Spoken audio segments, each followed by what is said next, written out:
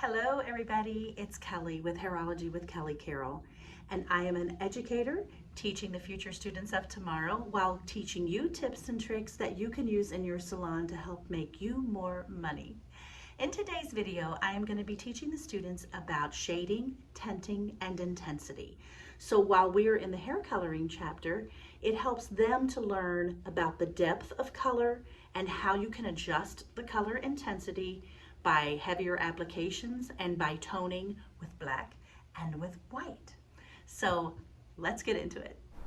Okay, to start our project, you're going to start out with some acrylic paint, some paper towels, some sponge-tipped paint brushes, and some white wrapped canvases. They can be in size 4x6 or 3x5s.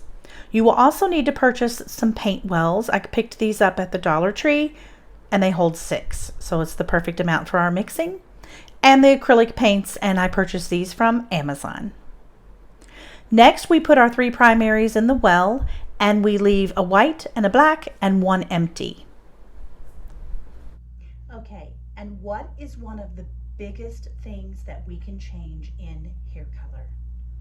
The intensity, correct.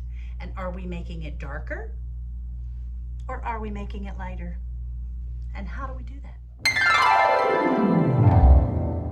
So after we fill our paint wells with the 3 primary colors, white, black, and an empty one, we choose which primary that we'd like to use and base it on the intensity. For example, this reads from right to left, 4 swipes, 3 swipes, 2 swipes, 1 swipe, and you can tell the difference in the intensities. And then they blow dry them so that they become dry and they're able to shade or tint over them. What is intensity? Check it out.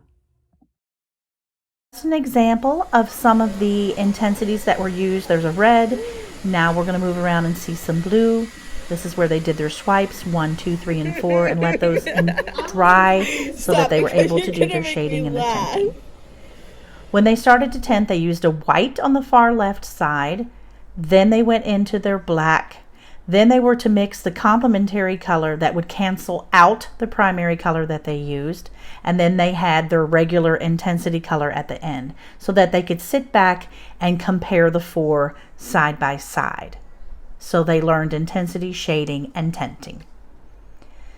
Then they could use a complementary or a tint or a shade that they preferred and do a total stripe at the bottom.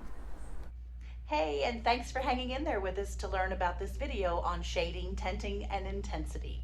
Catch you next one.